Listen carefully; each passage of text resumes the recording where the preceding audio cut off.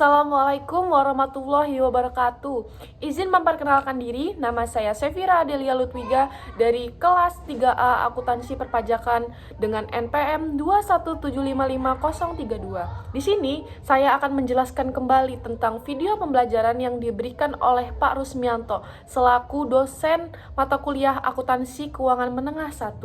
Video ini berisi tentang perkembangan standar, berbagai standar, dan penggunaannya di Indonesia, dan kerangka konseptual. Perkembangan standar akuntansi keuangan ini dimulai di tahun 1974, di mana prinsip akuntansi Indonesia ini dimulai.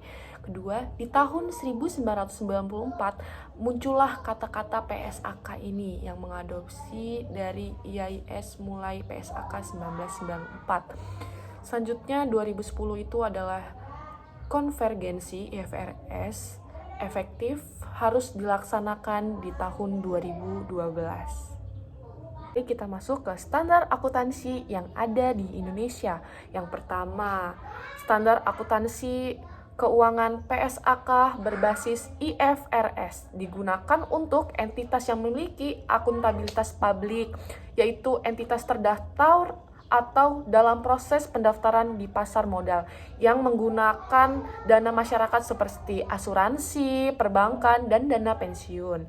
Yang kedua, standar akuntansi keuangan entitas privat SAKEP efektif di tahun 1 Januari 2025. Standar ini merupakan perusahaan besar yang tidak terdaftar di Bursa Efek Indonesia. Standar yang ketiga adalah standar akuntansi entitas mikro, kecil, menengah SAK EMKM. Standar akuntansi yang digunakan oleh perusahaan mikro, perusahaan-perusahaan kecil dan menengah, yang salah satunya ukuran penjualannya kurang dari 50 miliar. Selain dari ketiga standar yang tadi, ada pun standar-standar lainnya, yaitu yang pertama standar akuntansi syariah. Standar ini terdiri dari kerangka konseptual, penyusunan dan pengungkapan laporan, standar penyajian laporan keuangan, dan standar khusus transaksi syariah, seperti mudharabah, akad kerja usaha antara dua belah pihak di mana pihak pertama Sabul Ma'al menyediakan 100% modalnya, sedangkan pihak lainnya mengelolanya. Murabahah, akad dalam syariah Islam yang menetapkan harga produksi dan keuntungan ditetapkan bersama penjual dan pembeli. Salam, ijarah, suatu akad yang digunakan suatu dalam jangka waktu tertentu setelah membayar biaya tertentu. Dan istisna, standar ini dikembangkan oleh standar akuntansi keuangan syariah DSAK syariah. Standar ini mengatur transaksi-transaksi di bisnis syariah seperti perbankan syariah. Transaksinya diatur oleh standar akuntansi syariah. Selanjutnya, transaksi akuntansi pemerintahan mengatur laporan keuangan di kabupaten kota atau pusat maupun pemerintah daerah. Dalam informasi perusahaan berdasarkan standar akuntansi keuangan atau SAKETA, perusahaan listing di Bursa Efek punya kewajiban secara mandatori, secara wajib menyampaikan laporan keuangan secara transparan dan periodik. Menyajikan laporan keuangan dalam rangka informasi keuangan entitas menyajikan informasi yang relevan bagi pengguna untuk membantu dalam mengambilan keputusan. Yang pertama, jadi informasi yang dapat disajikan dapat berupa informasi keuangan dan non-keuangan. Informasi dapat bersifat mandatori, diharuskan regulasi, atau informasi yang voluntari, sukarela. 3. Penyajian informasi dapat mengurangi cost of capital dan cost of debt karena berkurangnya asimetri informasi. Informasi-informasi yang diberikan perusahaan listing dari laporan keuangan, laporan tahunan, laporan berkelanjutan, laporan terintegrasi, maupun laporan digital. Keuangan memberikan informasi berupa posisi keuangan, kinerja perubahan posisi keuangan, suatu entitas yang bermanfaat bagi sejumlah besar pemakaian dalam pengambilan keputusan, ataupun laporan keuangan menunjukkan apa yang dilakukan. Materialisasi itu artinya bahwa informasi itu dihilangkan tidak mempengaruhi pengambilan keputusan. Jika misalnya dalam usaha kecil itu tidak mencatat 50.000, nah itu tidak berpengaruh dalam laporan tersebut jika tidak dimasukkan ya. Standar akuntansi keuangan itu kerangka konseptual dalam PSAK penyataan standar akuntansi keuangan. Nih contoh-contoh dari PSAK 1 sampai 74. Yang pertama PSAK 1 itu tentang mengatur pengajian keuangan sampai dengan PSAK 74 kontrak asuransi. PSAK ini mengatur transaksi-transaksi di perusahaan. Nah, persediaan ini terdapat di PSAK 14 tentang aset tetap, di PSAK 16, di PSAK 13 ada apa? Ada investasi. Laporan arus kas ada di PSAK 2. Karakteristik IFRS, International Financial Reporting Standard. Standar akuntansi keuangan yang diterbitkan oleh Dewan Standar Akuntansi merupakan adopsi dari International Financial Reporting Standard. IFRS itu menggunakan principles based, lebih menekankan pada interpretasi atas standar sehingga harus berfokus pada spirit penetapan prinsip tersebut. Standar membutuhkan penilaian atas substansi transaksi dan evaluasi apakah prestasi akuntansi mencerminkan realitasi ekonomi. Membutuhkan professional adjustment pada penerapan standar akuntansi. Mengharuskan pengungkapan disclosure yang lebih banyak, baik kuantitatif.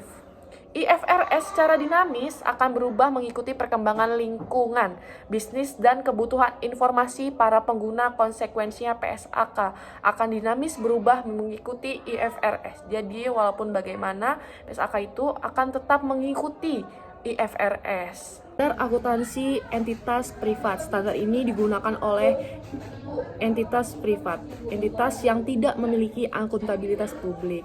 Entitas ini jadi memiliki akuntabilitas publik jika instrumen utang atau ekuitasnya diperdagangkan di pasar modal atau di pasar publik. Manfaat sak etap ini bagi perusahaan kecil menengah diharapkan mampu menyusun laporan keuangan sendiri dan mendapatkan opini audit sehingga dapat menggunakan laporan keuangannya untuk mendapatkan dana, misalnya dari bank untuk mengembangkan usaha. Yang kedua, sederhana dibandingkan dengan PSAK IFRS sehingga lebih mudah dalam implementasinya. Adapun laporan-laporan keuangan yang menurut sak etap ini, yang pertama ada laporan laba rugi, yang kedua neraca, yang ketiga perubahan ekuitas, yang keempat laporan arus kas, yang kelima catatan atas laporan keuangan. SAK entitas privat SAKEP. SAK entitas privat menggantikan SAK tier 2, SAK etap, SAK entitas privat.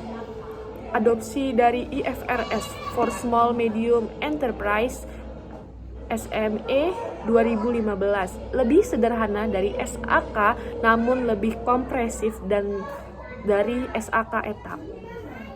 SAK EMKM disahkan 24 Oktober 2016, dilaunchingkan pada KNI 8 Desember 2016. UU nomor 20 2018 tentang UMKM. Ada 3 kriteria dalam usaha mikro, usaha kecil, dan usaha menengah. Yang pertama dari usaha mikro. Kriterianya adalah kekayaan bersih paling banyak 50 juta. Itu beda dari di luar dari tanah dan bangunan usaha. Yang kedua, hasil penjualan tahunan paling banyak 300 juta.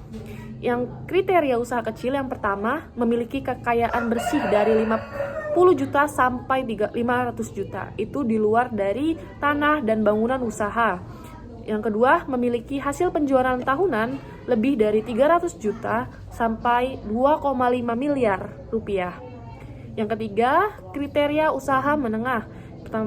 Yang pertama, kekayaan lebih dari 500 juta sampai 10 miliar di luar dari bangunan dan tanah.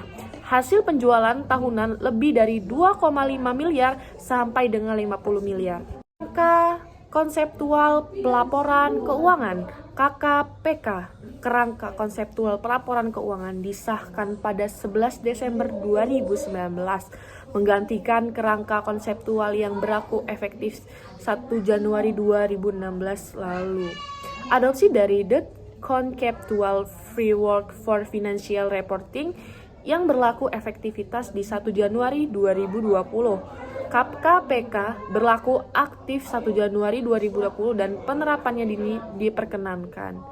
Tujuan-tujuannya yaitu 1. Tujuan pelaporan, tujuan umum, karakteristik, kualitatif, informasi keuangan yang berguna. Yang ketiga, laporan keuangan dan entitas pelapor. Yang keempat, unsur-unsur laporan keuangan. Jadi unsur-unsurnya semua dimasuk dalam situ. Yang kelima, pengakuan dan penghentian pengakuan, pengukuran, penyajian dan pengungkapan. Yang terakhir, konsep modal dan pemeliharaan modal. Tujuannya membantu Dewan Standar Akuntansi Keuangan Ikatan Akuntansi Indonesia DSAK-IAI dalam pengembangan standar akuntansi keuangan SAK yang berdasarkan konsep konsisten, membantu menyusun laporan keuangan untuk mengembangkan kebijakan akuntansi yang konsisten ketika ada standar yang berlaku untuk transaksi tertentu atau peristiwa lain ketika standar memberikan pilihan kebijakan akuntansi. Yang terakhir, membantu semua pihak untuk memahami dan menginvestasikan standar.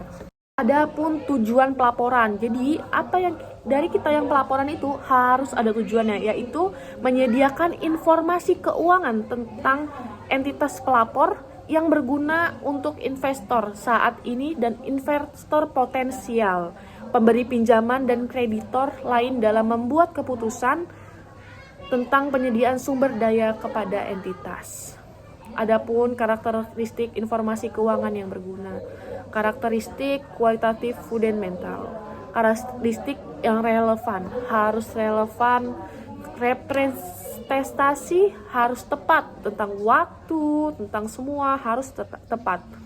Karakteristik kualitatif meningkat, keterbandingan. Jadi kita tuh harus membandingkan dari laporan keuangan yang sebelumnya nih dengan laporan sekarang yang kita gunakan. Kedua, ketepatan waktu. Yang kelima, keterpahaman. Jadi orang yang ingin membuat laporan keuangan itu harus paham menggunakan apa dan kita akan mengisi apa itu. Unsur-unsur laporan keuangan. Yang pertama ada aset, liabilitas, dan ekuitas, penghasilan, dan beban. Aset itu adalah sumber daya ekonomik, adalah yang memiliki potensi menghasilkan manfaat. Jadi, jika ada aset kita yang malah merugikan, itu kita harus mengeluarkannya di dalam aset tersebut. Karena aset itu adalah hal yang memiliki potensi menghasilkan manfaat. Jika tidak ada manfaatnya, kenapa kita harus masukkan tetap ke aset? Liabilitas, kewajiban kini entitas untuk mengalihkan sumber daya ekonomi sebagai akibat peristiwa masa lalu. Ekuitas, penghasilan dari aset-aset yang bermanfaat, liabilitas yang berkurang, beban. Sekian video penjelasan saya. Mohon maaf jika ada kesalahan. Terima kasih. Wassalamualaikum warahmatullahi wabarakatuh.